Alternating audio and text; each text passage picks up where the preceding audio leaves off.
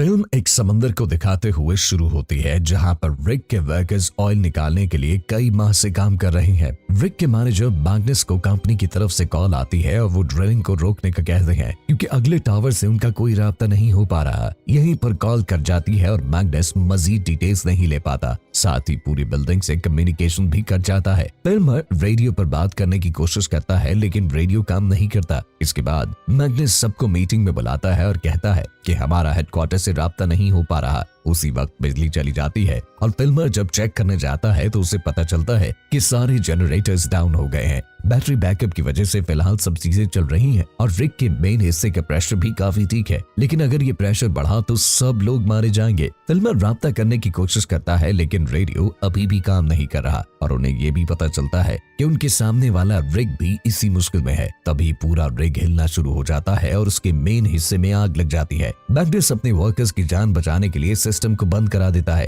तभी सभी लोग ये देखकर हैरान हो जाते हैं कि सामने से घनी धुंध के बादल उनकी तरफ आ रहे हैं और देखते ही देखते धुंध सारी बिल्डिंग को घेर लेती है। एलन कहता है कि उन्होंने कुछ ज्यादा ही ड्रिलिंग की जिसकी वजह से भूकंप आया, लेकिन साइंटिस्ट रोज कहती है कि नहीं, ऐसा नहीं हो सकता। इसके बाद मैग्नस फिल्मर और बास को टावर के ऊपर रेडियो ठीक करने के लिए भेजता है। वो जब काम कर रहे होते हैं तो वहाँ उन्हें एक मरा हुआ परिंदा दिखता है। मैग्नस और लॉरस रेडियो टावर के नीचे खड़े होते हैं कि उसी वक्त बास नीचे गिरता है। सब भाग कर आते हैं। तब तक फिल्मर भी नीचे आ चुका था। फिल्मर कहता है कि वो नहीं जानता कि क्या हुआ क्योंकि बाज उसके पीछे था, लेकिन लॉरस को उस पर शक होता है। डॉक्टर बाज को मेडिकल रूम में ले जाती है लेकिन सर्जरी के बगैर वो कुछ नहीं कर सकते थे। रोज मैग्नस को कंप्यूटर रूम में ले जाती है और दिखाती है कि पाइप में प्रेशर बिल्कुल नहीं है। इसका मतलब है कि सारे ड्रिलिंग प्लांट्स एक जैसी परेशानी फेस कर रहे हैं। कुछ देर बाद बाज उठता है और उससे विजन्स आने लगते हैं। लॉरस मैग्नस के ऑफिस में जाता है और वहाँ उसे कंपनी की खुफिया फाइल मिलती है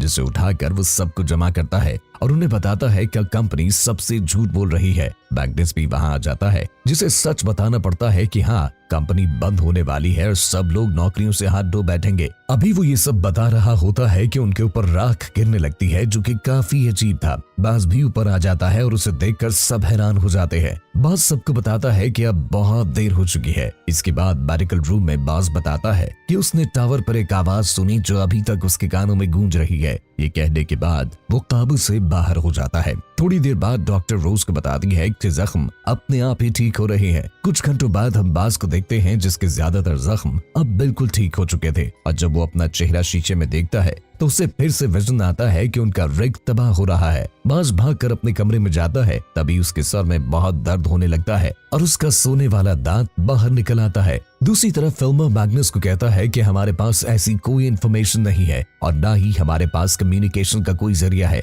अगर हम सुबह तक का इंतजार करते हैं तो हमारे पास बैटरी बैकअप खत्म हो जाएगा और रिग तबाह भी हो सकता है। वहीं एलन देखता है कि बाज खिड़की पर गोल दायरा बना रहा है। एलन उससे पूछता है कि तुम ठीक हो? वो बताता है कि उसे बहुत सी आवाजें सुनाई दे रही हैं। उसके बाद कमरे की लाइट्स टिमटिमाने लगती हैं और बाज एलन को अकेला छोड़कर कमरे से बाहर चला जाता है। हंटर एक रूम में जाता है और वहाँ से शराब की एक बोतल चोरी उठाकर पीने लगता है। इसके बाद वो नहाने जाता है। इसी वक्त उसके जिस्म में दर्द होने लगता है और उसके टैटू की स्याही उसकी जिल्द से बाहर निकलने लगती है। जब हीथर वहां जाती है तो हंटर उस वक्त मर चुका था। साइंटिस्ट उसे चेक करने आती है लेकिन वो समझ नहीं पाती कि ये कैसे मरा। लेकिन जब एक वर्कर उसे बाज के सोने का दांत दिखाता है तो उसे समझ लग जाती है कि उनकी जिस्म से सारी फालतू चीजें बाहर निकल रही है।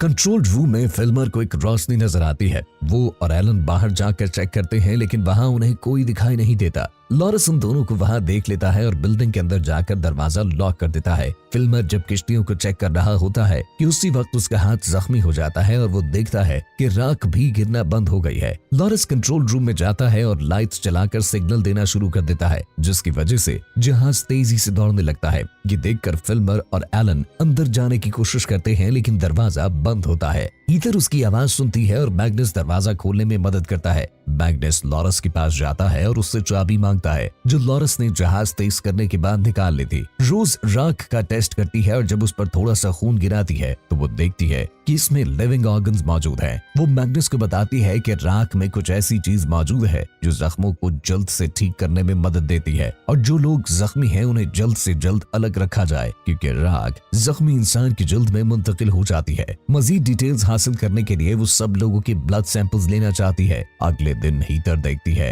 कि धुंध आहिस्ता आहिस्ता खत्म हो रही है और सामने वाला रिग मुकम्मल तौर पर तबाह हो चुका है। फिल्मर बॉस को एक रूम में कुछ अजीब सा करते हुए देखता है। वो उसके पास जाकर उसे रिलैक्स होने का कहता है, लेकिन वो अपना ब्लड सैंपल साथ लेकर वहां से भाग जाता है। इसके बाद मैग्नस केट को हर शख्स की जांच करने का कहता है। फिल्मर भी जख्मी था, इसीलिए उसे एक अलहदा कमरे में रखा जाता है। मैग्नस एक मीटिंग बुलाता है और कहता है कि अब राख और धुंध खत्म हो गई है। वो चाहता है कि आधी टीम रिग को अच्छी तरह से चेक करे और बाकी आधी टीम बॉस को तलाश करे। बाहर बॉस को दिखाया जाता है जो अपना ब्लड सैंपल समंदर में फेंक देता है, क्योंकि अब वो बिल्कुल ठीक हो चुका था। वो टेस्ट करने के लिए पानी को छूता है और उसमें लिविंग ऑर्गेनिजम्स छोड़ देता है, और जब वो देखता है कि जेम्स उसे ढूंढते हुए आ रहा है तो वो छुप जाता है। जेम्स जब पानी की टैंकी को देखता है तो हेल्प के लिए बाकियों को पुकारता है, लेकिन बॉस उस पर हमला करके वहां से भाग जाता है। दूसरी तरफ फिल्मर बिजली चालू करने में कामयाब हो जाता है और टीम को पता चलता है कि मेन हिस्से की आग बुझ चुकी है और उसे ऑन करना बहुत ही खतरनाक है। किसी न किसी तरह उन्हें दोबारा आग जलाना होगी। फिल्मर ये खतरा मोल लेने का फैसला करता है। वो एक ट्रेन के ऊपर चढ़कर आग जलाने के लिए जाता है। मेन हिस्से के करीब जाकर वो फायर करता है और आग उसे घेर लेती है, जिसकी वजह से उसकी बैक जल जाती है। नीचे वाले हिस्से में बॉस को दोबारा विजन आने लगते हैं और वो इस नतीजे पर पहुंचता है कि उन्हें हमला रोकने के लिए रिग को बंद करना होगा। मैग्नस सबको कंट्रोल रूम में बुलाता है और बताता है कि पानी का प्रेशर बहुत ज्यादा है, क्योंकि बॉस ने कुएं के पाइप को खोल दिया है। अब वो एक कैमरा डिवाइस को पानी में भेजते हैं और देखते हैं कि जमीन पर एक होल बन गया है और ये सब ड्रिलिंग की वजह से हुआ। एक वर्कर पाइप के पास जाता है और उसे बंद कर देता है। ये सब देखकर बॉस को बहुत गुस्सा आता है, क्योंकि उसका सारा प्लान नाकाम हो गया था। वो कंप्यूटर से डायरेक्ट सिस्टम को बंद करने की कोशिश करता है, लेकिन अलार्म ऑन हो जाता है। अचानक ईस्टर के फोन पे एक मैसेज आता है, जिससे पता चलता है कि कम्युनिकेशन सिस्टम ठीक हो चुका है। मैग्नस हेडक्वार्टर से राब्ता करने की कोशिश करता है और फिल्मर गूगल पर सर्कल के बारे में सर्च करता है। उधर डॉक्टर अपनी बहन से वीडियो कॉल पे बात कर रही होती है।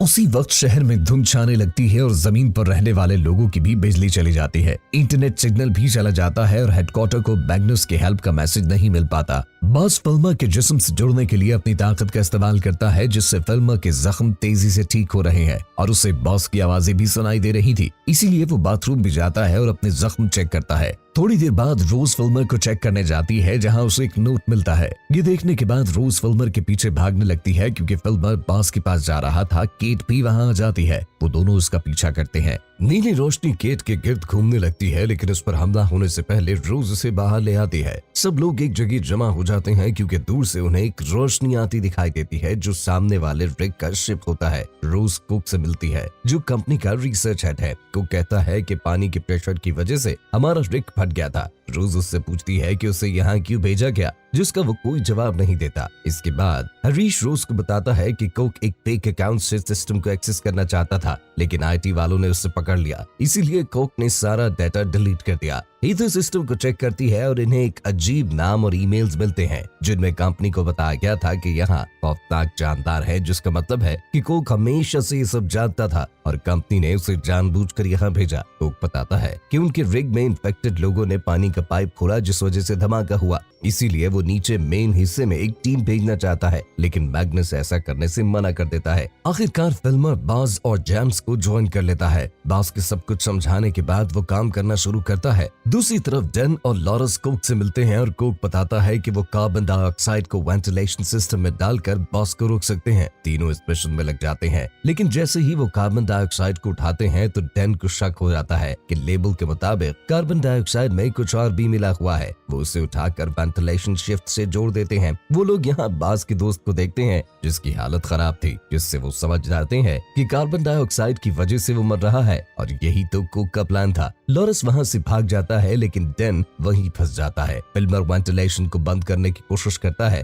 लेकिन वो और बॉस दोनों बेहोश हो जाते हैं। कंट्रोल रूम में केट देखती है कि कुक सारे दरवाजों को बंद कर रहा है और डेन वहीं फंस चुका है। डेन के मास्क में ऑक्सीजन खत्म हो जाती है और वो मर जाता है। मैग्नस वेंटिलेशन सिस्टम के दरवाजे खोलने की कोशिश करता है, लेकिन वो ऐसा नहीं कर पाता। इसलिए रोज नीचे जाने का फैसला करती है। अंदर जाकर वेंटिलेशन को बंद करती है और फिर फिल्मर को चेक चेक करती है। मास्क पहनाने के बाद भी फिल्मर नहीं उठता, लेकिन अचानक उसका हाथ प्लान पर लगने से वो होश में आ जाता है। इसके बाद वो दोनों वहाँ से बाहर निकल आते हैं। हरीश मैग्नस को बताता है कि कोक ने पानी का प्रेशर बढ़ा दिया ताकि वो नीली रोशनी को खत्म कर सके। एक हेलीकॉप्टर हमें बचाने के लिए आया था, लेकिन वो भी तबाह हो गया और हम एक छोटी सी बोट पर सवार होकर यहाँ पहुंचे। इसके बाद मैग्नस कोक से इस बारे में बात करता है, जिस पर वो बताता है कि ये सब कंपनी की पॉलिसी थी। वो अपने कीमती तेल के ज़खायर खोना नहीं चाहते थे, वो सिर्फ ड्रिलिंग जारी रखना चाहते थे। इसलिए नीली रोशनी को खत्म करने के लिए मुझे यहाँ भेजा गया। अगर उन्होंने इस नीली रोशनी को अभी खत्म न किया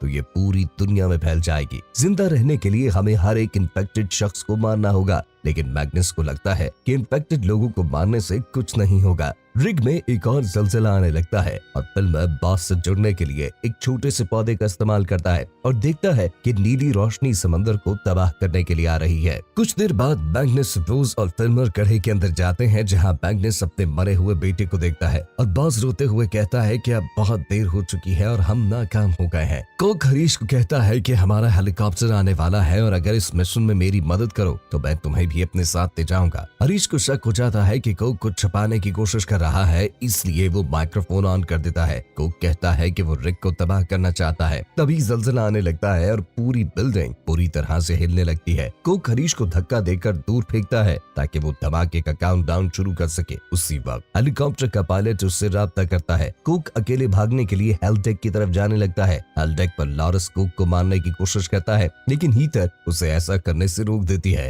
हरीश वहाँ आता है और सबको बताता है कि उन्होंने कामयाबी से धमाका रोक दिया है। अब सबको यहाँ से निकलने के लिए तैयार हो जाने का कहता है। तभी एक और भयानक ज़लज़ला आने लगता है। बॉस नीली रोशनी के साथ रहने का फैसला करता है क्योंकि उसे लगता है कि वो इंसानों के साथ रहने के काबिल नहीं। मैग्नस, रोज और फिल्मा हेलीकॉप्टर को पकड़ते हैं और वहाँ से निकल जाते हैं। उसी वक्त सुनामी आती है और रिक को उड़ा कर ले जाती है। केट देखती है कि सुनामी समंदर से होते हुए शहर की तरफ जा रही है, इसीलिए पायलट हेलीकॉप्टर को दूसरी तरफ मोड़ लेता है और घर की तरफ नहीं जाता। उसी वक्त नीली रोशनी शहर से टकराती है। यहीं पर ये इंटरेस्टिंग मूवी खत्म हो जाती है। दोस्तों, अगर आपको हमारी एक्सप्लेनेशन अच्छी लगी हो तो हमारे चैनल को सब्सक्राइब करें। शुक्रिया।